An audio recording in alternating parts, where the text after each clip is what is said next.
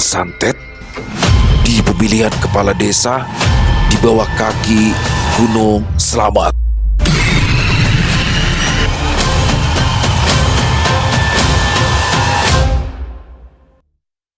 Assalamualaikum warahmatullahi wabarakatuh. Halo semuanya teman-teman. Selamat malam, selamat datang kembali di channel kesayangan kita, channel Ilo Bercerita, dan masih bersama saya Ilo. Dimanapun teman-teman berada, semoga teman-teman selalu dalam keadaan sehat walafiat tanpa kekurangan satu apapun. Amin amin ya robbal alamin. Doa terbaik untuk teman-teman semua ya. Dan pada kesempatan yang baik ini, saya akan membawakan satu kisah dari Catur Sagara. Wah, penulis baru kita nih. Dan ini asli kisahnya keren banget. Diangkat dari kisah nyata tentang perang santet di pemilihan kepala desa yang ada di salah satu desa yang berada di bawah kaki Gunung Slamet, lebih tepatnya Purbalingga. Pasti seru pakai banget ya kan. Dan perang santet ini bermula dari apa dan bagaimana dasarnya perang santet itu? Oke, sebelum kita masuk ke dalam kisahnya, buat teman-teman yang mungkin belum subscribe channel Ilo Bercerita, yuk bisa diklik dulu tombol subscribe. Jangan lupa lonceng notifikasinya juga dinyalakan agar teman-teman selalu mendapatkan notifikasi dari konten-konten yang akan kami upload selanjutnya. Dan untuk channel Ilo Bercerita ini, kami upload setiap hari teman-teman ya, setiap malam jam 9 malam waktu Indonesia bagian Barat. Oke, nggak pakai berlama-lama lagi, pasti nggak kesabaran kan untuk masuk ke dalam kisahnya. Kita langsung saja masuk ke dalam kisahnya, kita berangkat ke Purbalingga. Malam itu, desa Windusari terasa dingin. Sebagai salah satu desa yang jaraknya dekat dari Gunung Slamet, tempat ini memang begitu dingin dari sore hingga menjelang siang. Namun, hawa dingin itu rasanya tidak sampai ke rumah Siswoyo yang berada di ujung utara desa Windusari. Di dalam rumah tersebut, suasana terasa panas dan tegang. Siswoyo adalah seorang sekretaris desa yang akan maju mengikuti pemilihan kepala desa.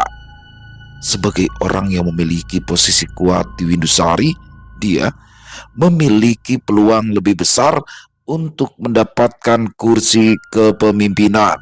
Mimpi itu sudah ada dalam genggaman, tetapi semuanya lenyap ketika salah satu orangnya datang membawa kabar buruk. Sis, saya dapat kabar kalau Pak Manto sekarang dipegang sama Pak Parno. Parno, Suparno Wijayanto. Pemuda itu yang bernama Enggar mengangguk. Kamu dapat kabar ini dari mana? Dari Teguh, Pak. Dia dapat kabar ini dari bapaknya. Cuma Parno aja atau ada yang lain? Ya, sejauh ini baru dengar itu aja, Pak. Nanti kalau ada kabar lagi, saya datang lagi ya. Siswoyo mengangguk. Enggar pun keluar dari ruangan itu dan segera pulang tanpa menoleh-noleh karena khawatir ada yang melihatnya. Suasana desa Windusari kian mencekam. 2 minggu lagi, pemilihan kepala desa akan dilangsungkan. Mereka yang menjadi calon kepala desa sudah membentuk kubu dari jauh-jauh hari. Dan setiap kubu akan menyebar untuk merekrut suara dari warga desa dengan berbagai cara, mulai dari politik uang sampai kekerasan. Sejauh ini, ada 2 kubu yang paling kuat, yaitu Siswoyo dan Sudarmanto. Sudarmanto tidak memiliki kekuasaan seperti Siswoyo, tetapi relasinya di luar Windusari lebih besar dan dia memiliki uang yang jauh lebih banyak daripada Siswoyo, membuat posisi keduanya sejauh ini masih berimbang.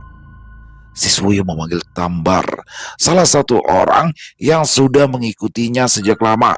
Kini mereka duduk berhadapan di ruang kerja Siswoyo. Bar, Manto sekarang dipegang sama Suparno. Kira-kira kita harus pakai apa? Kita harus pakai siapa juga buat lawan dia? Suparno Wijayanto. Ya, di sini banyak orang yang kuat. Tapi aku belum tahu orang yang bisa nandingi kemampuan Suparno. Wajah Tambar lesu seketika. Suparno dikenal memiliki ajian lali jiwa, sebuah ajian yang bisa membuat seseorang lupa akan sesuatu. Pemilik ajian lali jiwa bisa mempengaruhi seseorang dengan begitu mudahnya sehingga mereka biasanya direkrut oleh para pejabat yang akan mengikuti pemilu. Bukan rahasia lagi jika orang yang dipegang oleh Suparno akan memenangkan pilihan, karena itu yang sudah terjadi beberapa tahun ini. Asis, kalau Pak Manto pakai Pak Parno, gimana kalau kita minta bantuan sama Pak Ruslan? Ruslan, apa dia mau? Ya nggak tahu Pak, tapi patut dicoba. Siswoyo memijat keningnya yang mulai terasa sakit. Dia kenal dengan Ruslan yang cukup dekat dengannya. Karena kedekatannya inilah dia tidak memasukkan Ruslan ke dalam daftar nama orang yang bisa ia mintai tolong. Bukannya karena Ruslan tidak mampu, tetapi kemungkinan besar Ruslan tidak akan mau membantunya. Bar, kamu tahu kan kalau Parno itu sama Ruslan masih saudara? Ya justru karena masih saudara Pak, saya pikir mereka itu kan sama-sama keturunan Ki Reksa Jiwa. Mereka sama-sama menguasai ilmu lali jiwa. Dan kalau Parno mau macam-macam, paling enggak nyawa kita aman, karena yang bantu kita itu saudaranya. Masuk akal juga sih. Saya malah gak kepikiran sampai ke sana. Apa perlu saya hubungi Pak Ruslan? Gak perlu. Biar saya saja yang ke sana. Rikuh rasanya kalau urusan seperti ini bukan saya langsung yang turun. Ya sudah Pak, kalau jenengan butuh apa-apa lagi, hubungi saya. Ya Bar, makasih. Sekarang sudah malam, kamu boleh pulang. Oke Pak, matur nuwun. Begitu Tambar pergi meninggalkan ruangan, Siswoyo mengetukkan jarinya ke meja. Tidak bisa dipungkiri, dia merasa begitu gelisah saat ini. Jika Ruslan tidak mau membantunya, maka dia harus meminta tolong pada siapa lagi. Tenang, tenang, semua pasti ada jalan. Sementara itu, di tempat lain, di salah satu rumah besar di Windusari tampak ramai. Beberapa orang tertawa seperti baru saja memenangkan sesuatu yang besar. Di kursi utama, Sudarmanto duduk dengan kepala tegak, senyumannya tak pudar sejak sore tadi. Suparno Wijayanto, orang yang paling diinginkan oleh para pejabat untuk membantu, kini berdiri di pihaknya. Maka kesempatannya untuk memenangkan pertarungan ini akan semakin besar. Mas Parno, terima kasih sudah mau bantu saya ya. Kalau boleh jujur, saya itu mau bantuin jenengan karena permintaan guru. Kalau enggak, saya lebih nyaranin jenengan minta tolong ke Ruslan. Perkataan itu memang terdengar sombong, tetapi Manto tidak sakit sama sekali. Seperti kabar yang beredar, Suparno ini memang angkuh, tetapi itu sepadan dengan kemampuan yang dimilikinya. Mas Parno, Mas Ruslan itu memang hebat. Tapi untuk urusan seperti ini, saya lebih percaya sama Mas Parno. Mohon maaf ini, bukannya saya ingin merendahkan Mas Ruslan, tetapi memang untuk urusan ini, belum ada yang bisa mengalahkan Mas Parno. Terserah jenengan saja. Kalau saya boleh saran, jangan senang dulu. Ini masih 2 minggu. Kita belum tahu suara masyarakat akan condong kemana. Oh iya, tapi saya yakin dengan bantuan Mas Parno kita akan menang. Suparno tidak menjawab, entah kenapa. Sejak memasuki rumah ini, perasaannya menjadi gelisah. Hal seperti ini sangat jarang terjadi dan itu membuatnya sedikit khawatir. Di tempat yang berbeda, Ruslan duduk di ruang pribadinya. Di tangannya terdapat buku tebal yang sudah berwarna coklat. Tok tok tok. Pintu ruangan itu diketuk dari luar. Ruslan mendongak dan mempersilahkan orang itu masuk. Tampak seorang wanita yang mungkin berusia 40 tahunan tersenyum tipis kepada Ruslan. Pak, ada tamu. Dari mana? Windusari. Windusari. Ruslan mengerutkan keningnya. Jika dia tidak salah ingat, Windusari akan melangsungkan pemilihan kepala desa. Kedatangan orang itu ke sini kemungkinan besar karena hal itu. Pak, kalau ada urusan yang terkait sama Mas Parno, mending kamu yang mundur ya. Iya Bu, tapi belum tentu juga mereka datang karena hal ini. Bisa juga mereka datang karena hal lain.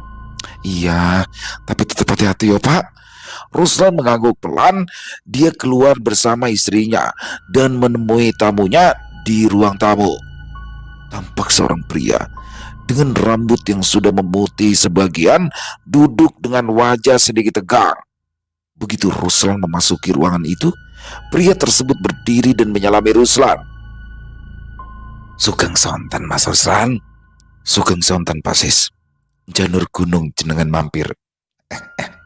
Mas Ruslan, jenengan pasti sudah dengar kabar kalau Windusari 2 minggu lagi ada coblosan. Iya Pasis, saya sudah dengar. Ada apa ya? Saya ini mau minta tolong Mas Ruslan untuk bantu saya. Bantu? Dalam hal apa Pasis? Jadi begini, pihak lainnya itu Pak Manto, di belakangnya ada Mas Parno. Parno? Suparno? Iya Mas Ruslan, bener. Kan jenengan tahu kalau saya sama Mas Parno itu saudara.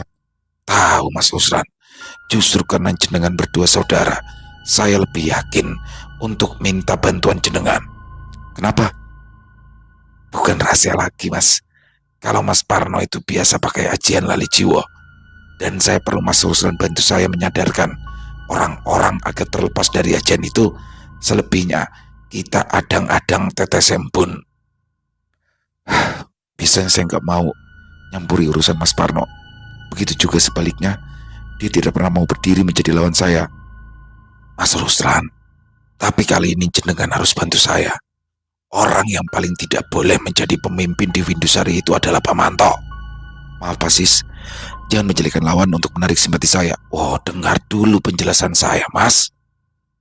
Darmanto itu punya niat untuk membangun jalan tembusan dari Windusari ke sini.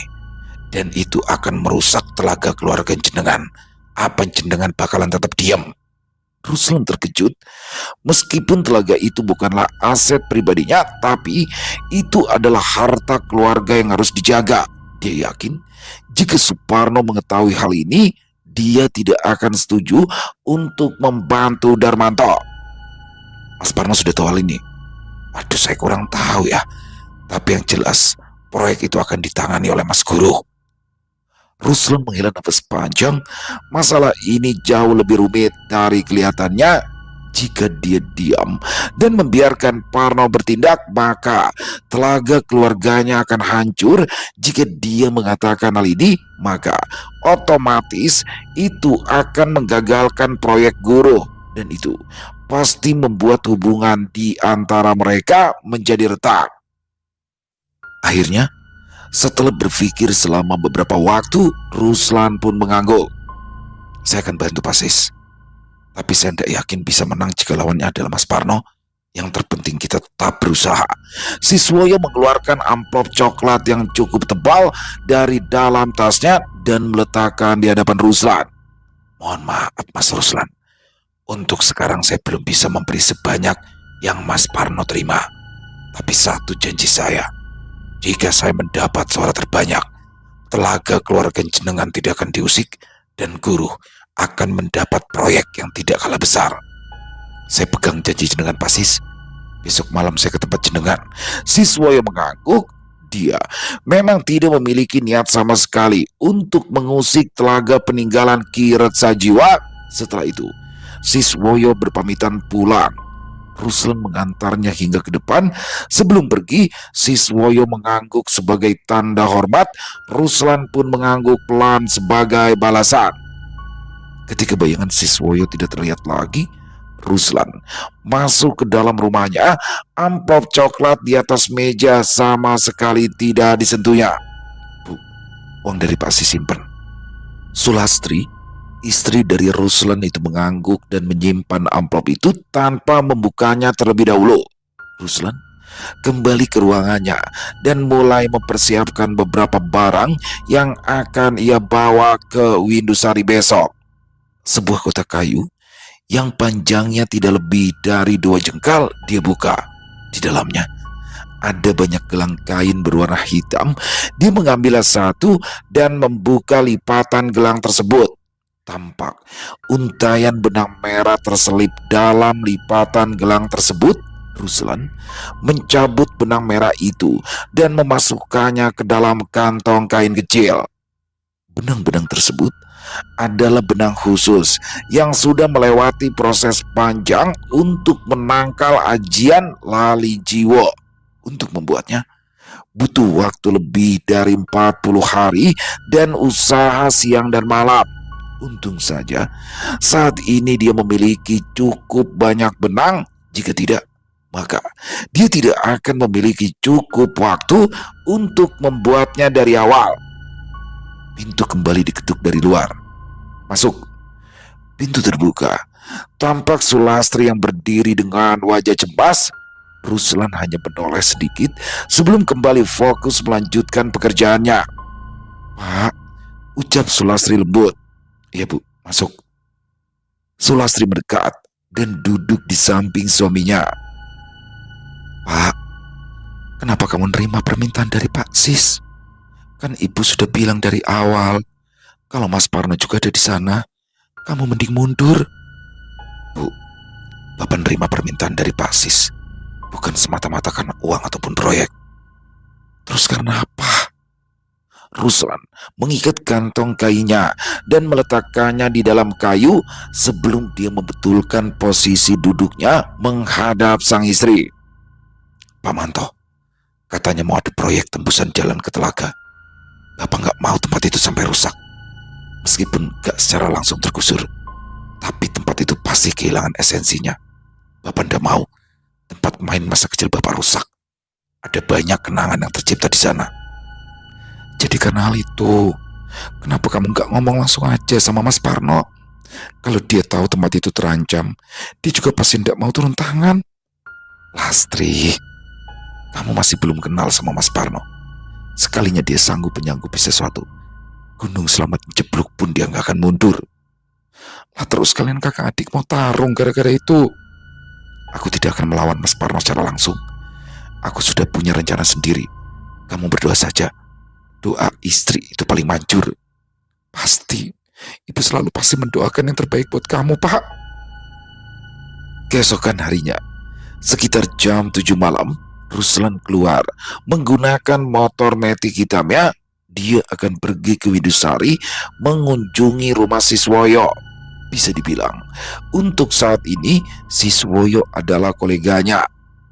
Hampir 1 jam lamanya perjalanan dari rumahnya ke rumah Siswoyo. Akses jalan yang rusak membuat Ruslan harus memutar melewati rute yang lebih jauh tetapi lebih mudah dilalui. Ketika sampai, rumah Siswoyo ternyata cukup ramai. Ada lebih dari 5 orang yang sedang duduk di ruang tamu dan beberapa orang pemuda di teras rumah. Begitu melihat kedatangan Ruslan, salah satu pemuda itu bangkit dan mendekat. Pak Ruslan, monggo. Ruslan mengangguk dan mengikuti pemuda itu yang ternyata adalah Enggar. Mereka berdua masuk. Beberapa orang yang sedang duduk dan berbincang segera menghentikan obrolan begitu melihat kedatangan Ruslan. Mas Ruslan, monggo, Pinara, ucap Siswoyo mempersilahkan Ruslan duduk di sofa sebelahnya. Ruslan mengangguk dan duduk di samping Siswoyo. Beberapa orang lainnya baru duduk ketika Ruslan dan Siswoyo sudah duduk. Mas Ruslan, ini tim kita. Mungkin untuk Tampar dan Enggar jenengan sudah paham. Nah, ini Riswanto. Di sebelahnya ada Karna dan yang di pojok itu adalah Tursino. Iya. Ruslan memberikan tatapan yang dalam kepada Siswoyo. Siswoyo yang merasa jika Ruslan akan menyampaikan sesuatu yang penting kemudian berkata, Mas Ruslan, mereka adalah orang-orang yang saya percaya. Jenengan bisa menyampaikan semuanya di sini. Jangan khawatir. Ruslan mengeluarkan kantong hitam kecil dan menyerahkannya kepada Siswoyo. Oh, apa ini Mas Ruslan? Buka saja. Siswoyo membuka kantong itu dan mendapati ada untayan benang merah yang terikat rapi. Apa ini Mas Ruslan? Jika Mas Parno menggunakan ajian Lali Jiwo, orang yang menggunakan benang ini tidak akan terpengaruh.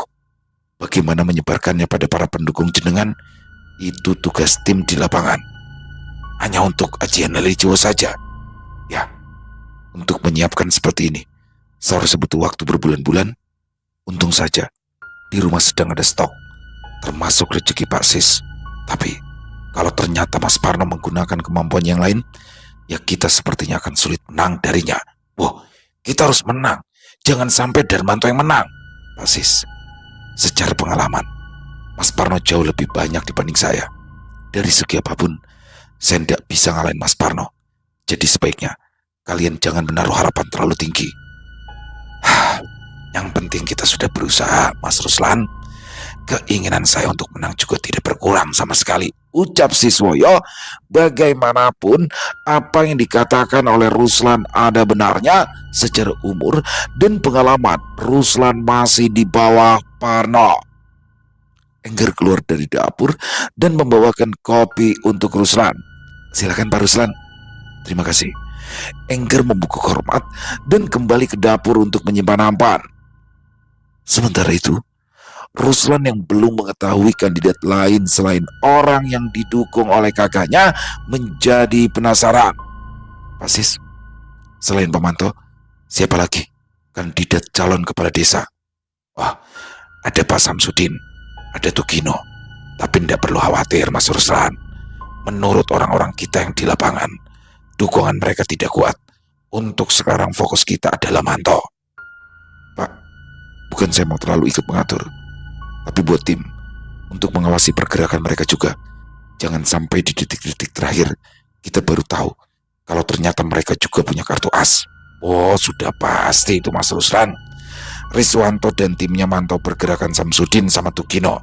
Rumah mereka sepi, tidak kelihatan punya tim ses. Di luar desa, mereka nggak gerak diam-diam. Siswoyo melirik ke arah Riswanto, memberinya kode untuk bicara. Pak Ruslan, saya jamin mereka tidak punya gerakan. Kalau memang seperti itu bagus, tapi kita harus tetap waspada. Riswanto mengangguk meski dia ingin membantah, tetapi dia tidak memiliki keberanian untuk melakukannya. Pandangan pemuda itu beralih pada Siswoyo. Pak Sis, kapan kita nyebar benang itu? Kamu punya ide nggak? Riswanto tampak berpikir sejenak sebelum ia mengangguk. Kalau kita melilitkan benang itu ke benda lain, apa efeknya masih ada? Ya, selama masih menyentuh tubuh orang itu, bisa saja. Riswanto tersenyum senang, sepertinya ia memiliki ide. Jadi begini, uang untuk orang-orang itu jangan langsung diberikan. Jelas Riswanto dengan senyuman bangga. Loh, bagaimana mereka mau milih aku kalau uang yang gak kita kasih sebelum pemilihan? Jadi begini, benang itu kita lilitin ke bros atau apalah yang gampang kelihatan. Nah, tim di lapangan siap mantau. Siapa-siapa saja yang pakai bros itu kita catat. Uang kita kasih begitu mereka selesai milih. Jadi sederhananya mereka yang pakai bros pemberian kita yang bakal dapat uang. Ya, begitu Pak Sis. Ya memang agak berisiko. Tapi kalau mereka gak ada pakai bros itu dan kena pengaruh Pak Tarno, ya minimal kerugian kita gak begitu besar. Bagus, itu ide bagus. Ruslan yang selama ini terkenal kalem dan jarang bicara pun tertawa kecil saat mendengar penuturan Riswanto. Menurutnya, pemuda itu sangat realistis dengan hasil yang akan mereka dapat. Kalau begitu, kalian segera siapkan brosnya dan mulai bagikan ke mereka. Siapa Sis? Besok kami cari semuanya. Ucap Riswanto bersemangat karena idenya diterima dengan baik. Ya, Mas Ruslan, terus jenengan bagaimana? Kini tatapan Siswoyo beralih kepada Ruslan. Kalau saya nanti bantu semuanya dari rumah saja. Teman-teman di sini fokus dengan gerakan di lapangan. Saya bantu sebisanya dari rumah. Wah, baiklah. Begitu juga bagus. Seorang wanita parubaya keluar dari dalam dapur. Itu adalah Sutini, istri Siswoyo. Pak, sate kambingnya sudah datang. Ayo makan malam. Siswoyo mengangguk dan mengajak semua yang ada di sana makan malam bersama. Selepas makan malam, Ruslan pun berpamitan pulang karena malam semakin larut. Siswoyo tidak menahannya dan memberikan amplop coklat yang cukup tebal. Setelah berbasa-basi sejenak, Ruslan akhirnya pulang. Semuanya tampak baik-baik saja. Ketika Ruslan meninggalkan rumah tersebut, ia berkendara tanpa curiga. Hingga saat dia tiba di perbatasan Windusari yang merupakan hutan pinus, Ruslan merasa seperti ada yang mengikutinya. Dia menarik gas motornya lebih dalam. Motor pun melaju lebih cepat, namun perasaan diikuti itu masih terus dia rasakan. Penasaran, Ruslan kemudian sedikit menoleh, dan betapa terkejutnya dia ketika dia melihat sebuah bola api mengejarnya. Siapa yang mengirimkan? Ruslan berpikir cepat. Dia harus segera menghentikan bola api itu sebelum memasuki desanya. Dia lantas berhenti dan turun. Bola api itu kian mendekat, dan saat jaraknya hanya tersisa 3 meter saja, Ruslan baru menyadari jika bola itu ternyata adalah sebuah kepala. Antuk geni. Dia segera memejamkan matanya. Mulutnya berkomat-kamit membaca mantra. Entah berapa lama Ruslan dalam posisi seperti itu, tidak ada serangan yang ia rasakan. Ruslan berpikir jika makhluk tersebut sudah pergi, sembari terus merapal mantra. Dia kemudian membuka mata. Ternyata salah. Makhluk dengan bentuk kepala yang diselimuti api itu melayang di depan wajahnya dan langsung menyerangnya dengan brutal. Ruslan terbental, tubuhnya menabrak motornya sendiri. Makhluk itu kembali mendekat dan menyerang Ruslan sekali lagi. Geram Ruslan ketika makhluk tersebut menghantam dadanya dengan sangat keras. Ruslan berpikir jika ini mungkin akan menjadi akhir hayatnya, namun pikirannya ini juga salah. Makhluk tersebut pergi ketika Ruslan sudah pasrah dengan hidupnya. Perlahan dia merayap menuju motornya dan pulang dengan menahan rasa sakit di sekujur tubuhnya. Menggunakan seluruh sisa tenaganya, ia pun berhasil pulang. Ruslan mematikan motornya. Belum sempat dia memarkir motornya dengan benar, tenaganya sudah habis. Brak! Dia jatuh bersama dengan motornya dan menimbulkan suara gedubrak yang keras. Sulastri yang memang tengah menunggu kepulangan suaminya segera keluar begitu mendengar suara keras dari halaman rumahnya. Ya Allah, Pak! Sulastri berlari mendekati Ruslan yang terkapar di atas tanah. Pak, kita ke rumah sakit ya? Jangan. Ruslan menolak. Dia tahu jika kondisinya sekarang tidak bisa diobati secara medis. Dia berusaha bangkit dan langsung didukung oleh istrinya. Di dalam kamar, Ruslan melepaskan jaketnya. Dari luar, tubuhnya memang tampak baik-baik saja, tetapi dada dan perutnya terasa seperti terbakar dari dalam. Perlahan dia berbaring, keringat dingin membasahi wajahnya yang memucat. Ibu harus ngabari siapa, Pak? Tolong seduhkan bidara sama kelor, Bu. Ya, ucap Sulastri seraya mengangguk.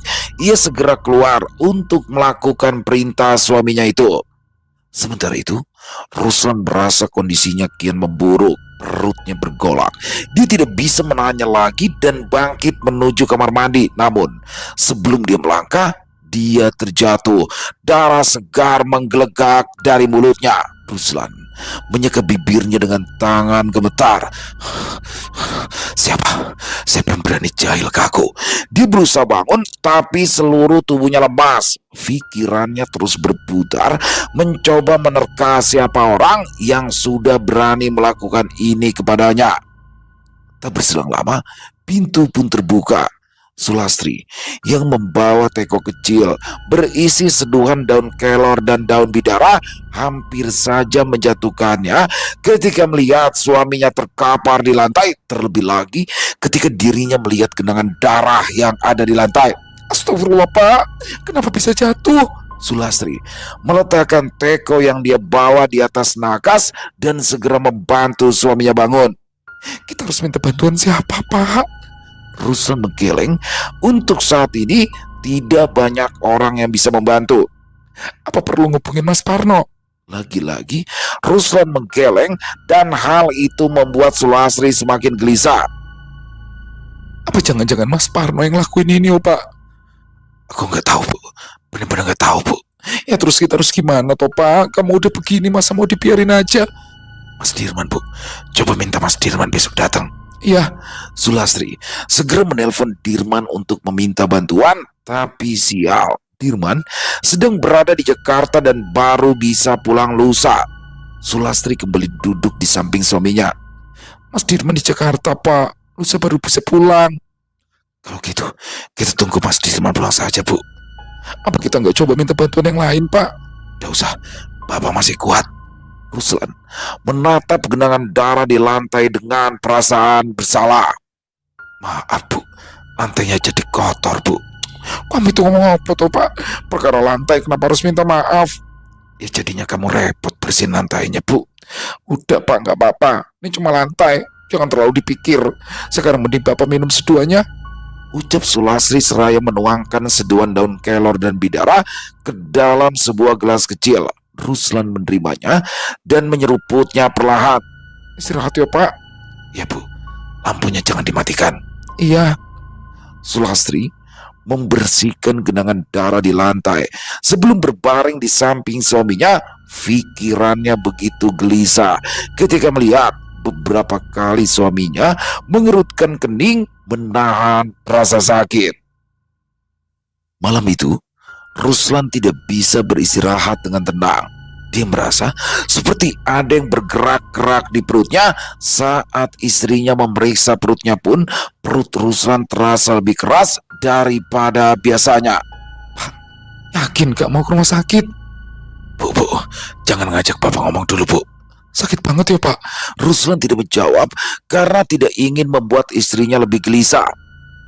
Ketika azan subuh berkumandang, Sulastri menunaikan ibadah sholat subuh seorang diri karena Ruslan belum bisa beranjak dari tempat tidur. Dan ketika dia kembali ke kamar, lagi-lagi ia mendapatkan kejutan yang sangat tidak menyenangkan. Ya Allah, Pak, perutmu kenapa? Perut Ruslan kini membesar seperti sedang hamil tua. Tidak hanya itu, terdapat guratan-guratan hitam di perutnya yang sedikit terbuka. Ruslan membuka mata. Dia tampak lemah. Bu, coba tolong telepon Mas Dirman lagi, Bu. Dia bisa nggak pulang lebih cepat? Ya, Pak, ya. Sulastri segera menelpon Dirman. Halo, Mas Dirman. Ya, Lastri, gimana? Ruslan sudah mendingan? Belum, ini perutnya malah bengkak. Sampai apa bisa pulang hari ini, Mas? Waduh, aku masih ada urusan, Las. Tapi kondisi Mas Ruslan malah tambah parah ini, Mas. Aku mohon, tolongin Mas Ruslan. Wes, nanti agak siangan aku usahakan buat pulang ke Purbalingga. Makasih, Mas Dirman. Aku tunggu yo. Ya, kamu pantau terus kondisi Ruslan. Kalau ada perubahan kabari aku. Ya, Mas. Panggilan telepon terputus. Sulastri kembali menyimpan ponselnya dan kini duduk di samping suaminya. Meskipun Dirman sudah mengatakan akan segera pulang, tetapi dirinya masih belum bisa tenang. Pak, apa perlu nelpon Mas Parno? Enggak, Bu, enggak perlu. Aku merasakan energi yang familiar. Mungkin Mas Parno yang melakukan ini. Sulastri membelalakan matanya. Selama dia hidup bersama suaminya, dia tidak pernah melihat suaminya berbicara sembarangan. Semua yang dia katakan mesti sudah melewati pertimbangan yang matang. Tega-teganya dia ngelakuin ini sama kamu, Pak. Kamu lupa, Bu. Mas Parno jika sudah menjanjikan sesuatu, dia akan menggunakan segala cara untuk mencapainya, Bu. Ya tapi kan kalian masih saudara. Meski hubungan kalian tidak akrab, tapi dia kok tega begitu sama kamu, Pak. Aku juga belum tahu, Bu. Tapi yang jelas, kamu harus lebih hati-hati ya. Hati-hati gimana tuh, Pak? Kamu aja begini. Terus berdoa, Bu. Gusti Allah selalu menjaga hambanya di setiap saat. Kejadian ini juga teguran dari Gusti Allah agar aku lebih berhati-hati. Ruslan memejamkan matanya sebentar, lalu kembali membukanya. Pandangannya menerawang jauh ke depan seolah sedang memikirkan sesuatu yang lebih besar. Akhirnya, setelah beberapa waktu berpikir, ia pun mulai berbicara.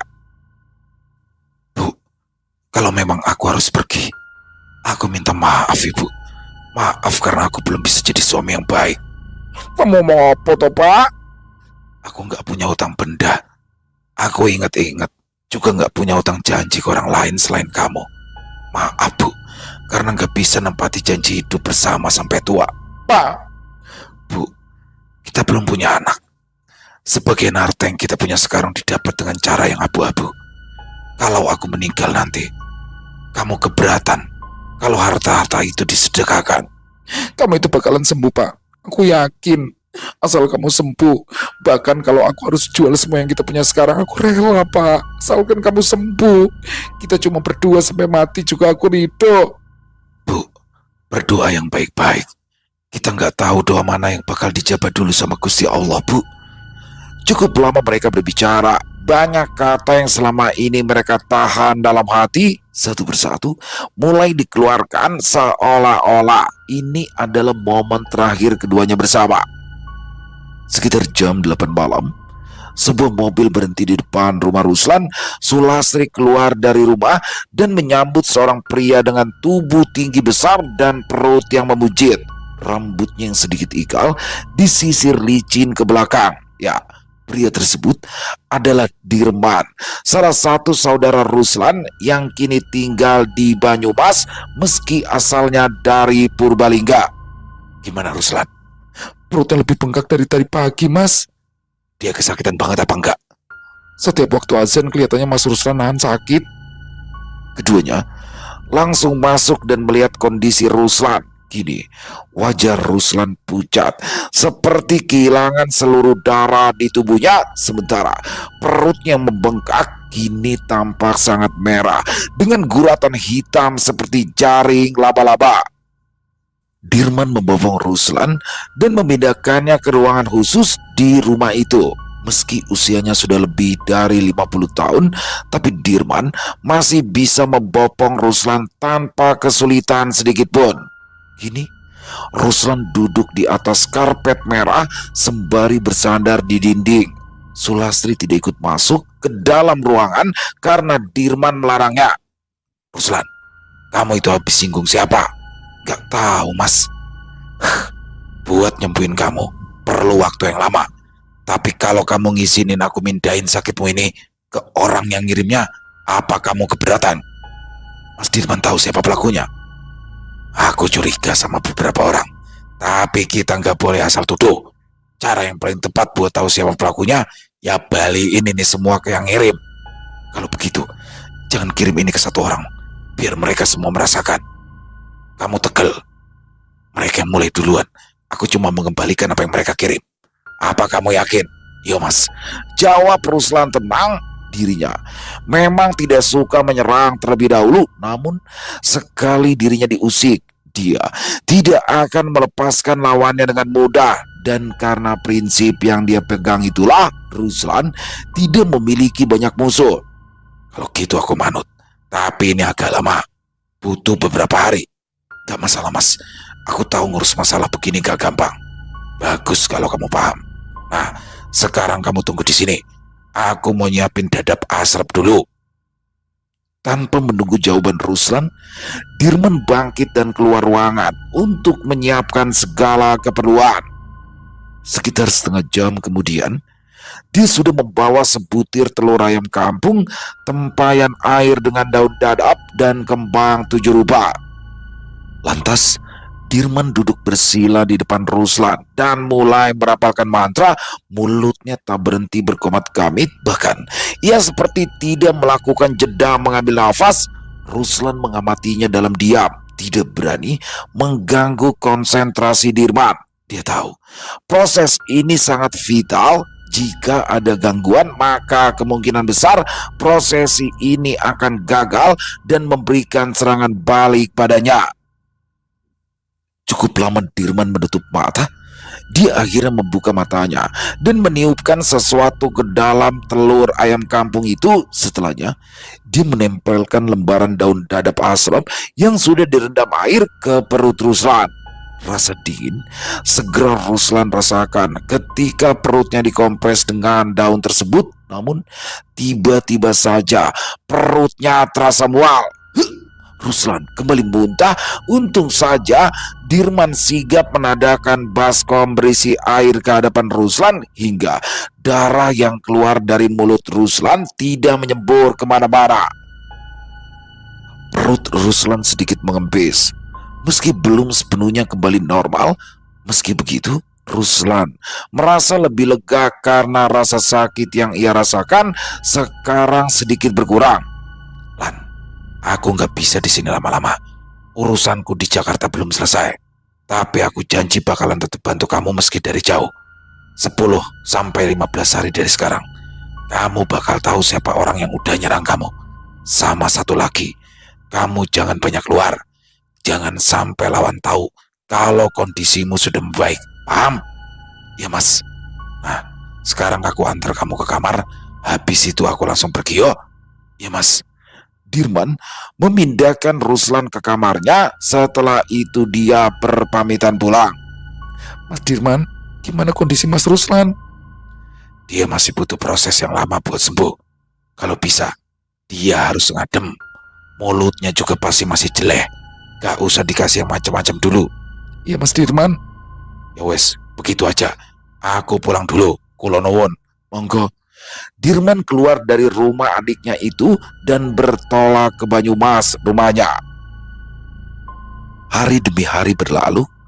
Ruslan beberapa kali kembali muntah darah. Hanya saja tidak ada rasa sakit tambahan yang muncul.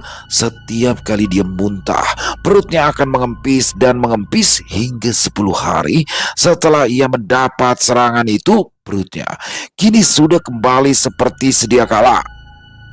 Ponselnya masih berada di saku jaket yang sama yang ia gunakan saat mengunjungi rumah Siswoyo tempo hari. Sejak pulang dari rumah Siswoyo, dia tidak pernah menyentuh ponselnya sama sekali. Pastilah sudah banyak pesan yang masuk dan panggilan tak terjawab. Dia pun kembali teringat akan kerjasamanya bersama Siswoyo. Saat dia hendak membuka ponsel, ternyata ponselnya mati. Pasti kehabisan baterai karena tidak diisi daya. Pintu kamar terbuka. Sulastri masuk dengan wajah gelisah. Pak Sis datang. Siswoyo Indusari. Ya, Ruslan mengangguk dan segera menemui Siswoyo yang duduk bersama Tambar di ruang tamu. Pak Sis, apa ada yang mendesak? Tanya Ruslan ketika melihat kegelisahan keduanya. Siswoyo mendongak, kantung matanya hitam dan menebal seperti berhari-hari kurang tidur. Mas Ruslan, jenengan kemana saja? Saya chat nggak dibales, saya telepon nggak diangkat. Saya khawatir. Kemarin ada sedikit sandungan saat pulang dari rumah jenengan, Pak. Oh ya, saya mau tanya, apa jenengan yang sudah nyerang keluarganya Pak Manto? Pak Manto jatuh sakit? Ya, gak cuma Pak Manto, tapi juga anaknya sama beberapa orang yang dukung Pak Manto juga sakit. Mereka semua tiba-tiba muntah darah. Tapi waktu dibawa ke rumah sakit, gak ada indikasi sakit secara medis. Kemarin itu saya terus-terusan telepon jenengan karena khawatir. Takutnya target mereka selanjutnya itu adalah kita. Ruslan hanya mengangguk pelan.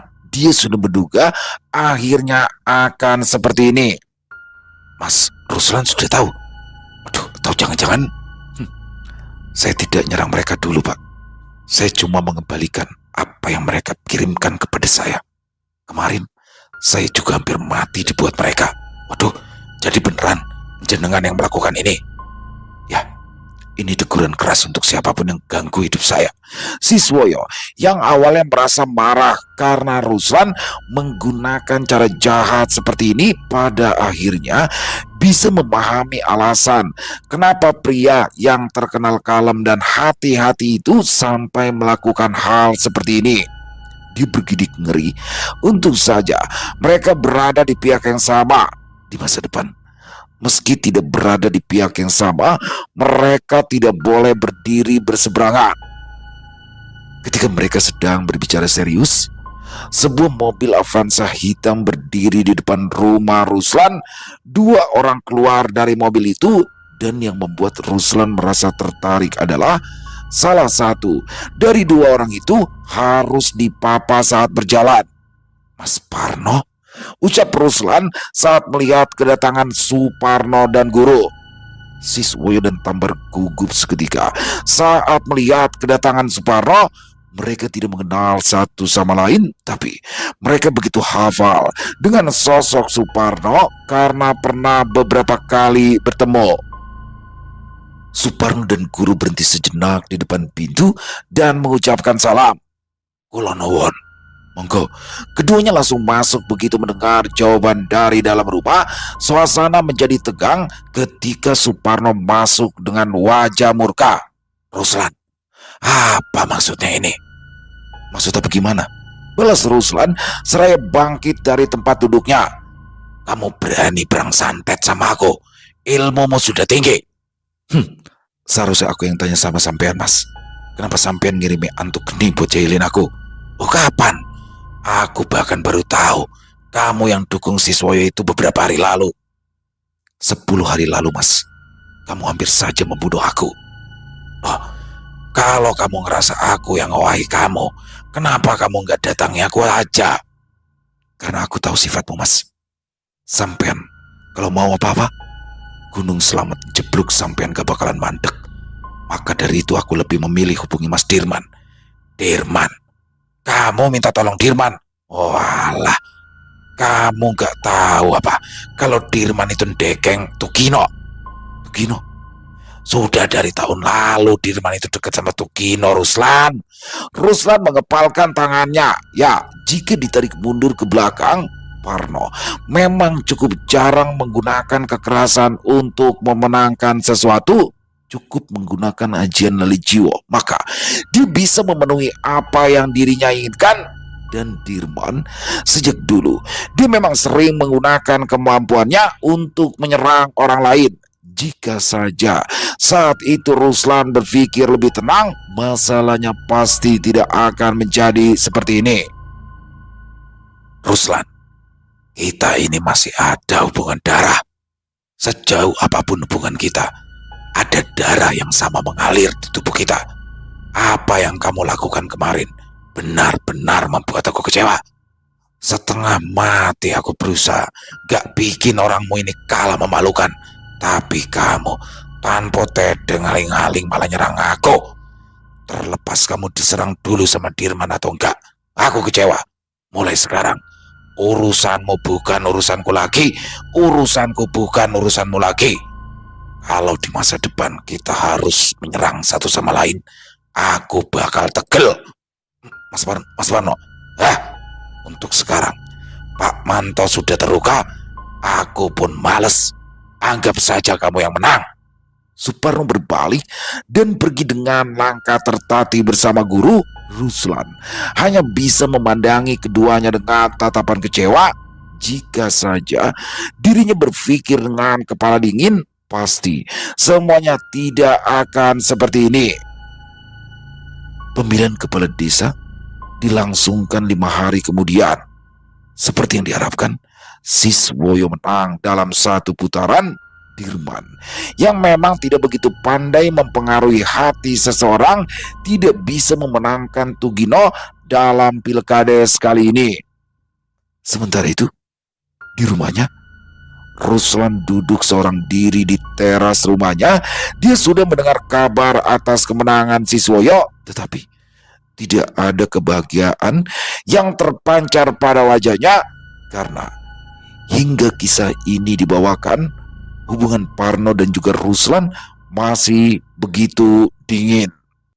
Selesai. Wow, luar biasa kisah dari Catur Sagara. Keren banget kan, ngeri. Dan ini plot twist banget ya. Waduh, pemilihan kepala desa nggak usah jauh-jauh ke Purbalingga, di sekitaran Jakarta aja ya, seperti Bekasi, Tangerang tuh masih kental banget teman-teman. Mistis-mistisan seperti ini ya, dan itu sampai saat ini masih terjadi tuh teman-teman. Mungkin teman-teman yang ada di sekitaran Bekasi Kabupaten atau Tangerang Kabupaten pasti tahu lah yang deket-deket aja dulu, apalagi yang daerah jauh dan terpelosok seperti di kisah kali ini di bawah kaki Gunung Slamet. Waduh, jadi ternyata semuanya punya backingan dan dari satu keluarga. Wah, ini jadi satu keluarga ini keluarga yang ini ya kuat lah ya alirannya. Bagaimana di sini yang paling tertua yaitu Mas Parno. Dia megang salah satu kandidat yang bernama Pak Manto. Dan yang kedua, Ruslan yang tadinya nggak mau ikut-ikutan tuh masalah pemilihan kepala desa karena dia udah tahu masnya sendiri yaitu Parno sudah megang satu calon. Tapi di sini berkat bujukan Siswoyo, Ruslan akhirnya mau karena dia mengatakan bahwa rencana dari kepala desa yang dipegang oleh Parno yaitu Pak Wanto itu akan membuat jalan tembusan, yang mana jalan tembusan itu akan merusak atau akan melintasi telaga milik keluarga mereka. Waduh, di sini telaga itu ternyata punya histori yang cukup panjang ya bagi keluarga mereka, dan disinilah yang membuat Ruslan akhirnya tergerak untuk membantu salah satu calon kandidat kepala desa yaitu Siswoyo. Dan ketika baru selesai pulang, baru nerima amplop coklat tebel, langsung diceger. Ini saya pikir Banaspati tadinya ya, karena bentuknya bola api, tapi ternyata sebutannya Antugeni. Apa jangan-jangan sama ya, Banaspati dengan Antugeni. Dan ini, Banaspati atau Antugeni adalah salah satu jenis santet yang paling mengerikan, teman-teman. Ya, kalau mungkin bukan orang seperti Ruslan, selesai, Ruslan aja udah hampir-hampir aja. Akhirnya dia minta tolong tuh sama masnya yang bernama Dirman, masnya satu lagi. Karena dia berpikir, nih kok energinya kayak kenal nih. Udah pikirannya ke arah Mas Parno aja. Wah, pasti Mas Parno nih yang ngirimin dia santet, kurang ajar. Mas Dirman datang. Datang, dibalikin santet itu. Katanya dibalikin. Udah dibalikin, besokannya Mas Parno dan seluruh kandidat dan juga tim suksesnya kena tuh sama keluarganya. Bukan besoknya ya, sekitar 10 hari kemudian.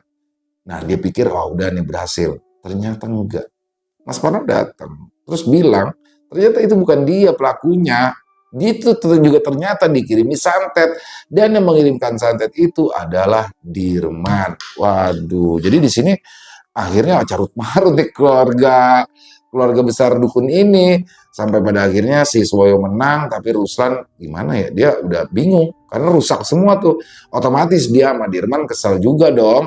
Karena tahu tuh yang nyantai dia ternyata Dirman, dan juga dia kesel sama Mas Parno. Wah, luar biasa. Keren, pakai banget kisahnya. Saya pikir tuh bener-bener Mas Parno pelakunya. Luar biasa.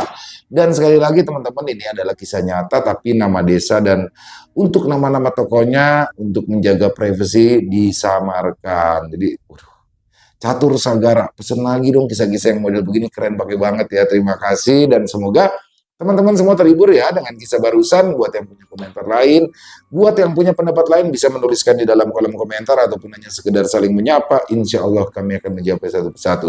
Buat yang suka dengan videonya, bisa diklik tombol like, tombol jempolnya, tombol hype-nya juga boleh diklik dong ya teman-teman ya. Dan jangan lupa untuk link videonya bisa dibantu di-share dong agar teman-teman yang lain juga ikut merasa terhibur. Di akhir kata, saya ingin mengucapkan permohonan maaf apabila mungkin dalam pembawaan kisahnya barusan ada kata-kata saya yang salah, ataupun ada kata-kata saya mungkin yang kurang berkenan. Saya mohon dibukakan pintu maaf yang seluas-luasnya. Sampai berjumpa lagi di konten-konten kami selanjutnya. Pasti tidak kalah serunya, pasti tidak kalah horornya.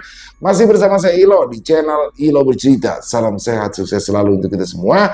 Wassalamualaikum warahmatullahi wabarakatuh.